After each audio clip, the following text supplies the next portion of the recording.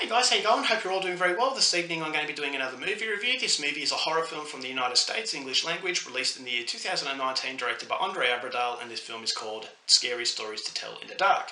So Scary Stories to Tell in the Dark, it's set in 1968. You've got a group of teenage friends who are dare each other one evening to go into a haunted house. It's said to be haunted because some pretty horrible things happen, so they go inside and they come across a book containing scary stories that is written by an author who suffered some pretty horrible things. So when they start reading it, they're intrigued by it, so they take it out of the house and back to their home, but to their terror, the stories are actually coming to life, and now a threat is actually being imposed upon them that they might not see the night out alive. And so if they are to fight this oncoming threat, they're going to have to get to the bottom of the truth surrounding the author, and whether or not they can is something you're going to have to find out for yourself, because that's as far as I'm going with my synopsis. Now my thoughts on Scary Stories to Tell in the Dark.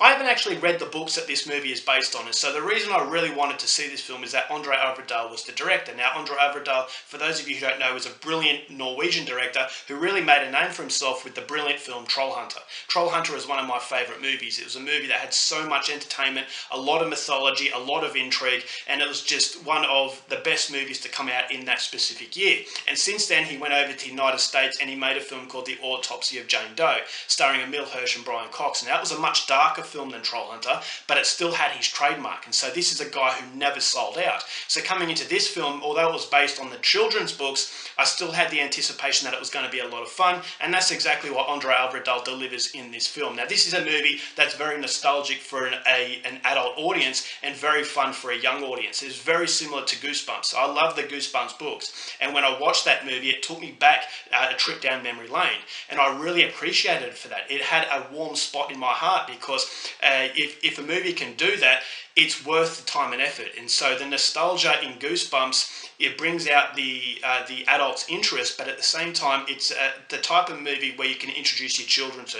And Scary Stories to Tell in the Dark is definitely that kind of vibe. It's a movie that's not gory. It's not trying to disturb an audience. It knows exactly what it wants to do. It wants to give that nostalgic feeling to an adult, but it wants to water itself down so a child can enjoy it as well. But it's not watered down so much where you think to yourself, all right, well, the level of interest in the adult, as apart from nostalgia, is lacking. I always thought that there was enough scariness in the film to actually make it very fun for all ages. I wouldn't necessarily say watch it if you're very, very young, but for ages 10 and up, I definitely think a lot of people are going to get a lot out of this. And part of the reason why a lot of people are going to like it is because of how it's made. I thought it had a very authentic 1968 feel. I thought the characters were all very well done. There's a little bit of side story in these character development that never sidetracks the entertainment that it wants. Ultimately, this wants to be a movie about monsters. It wants to be a movie about trying to stay out of the monster's pursuit,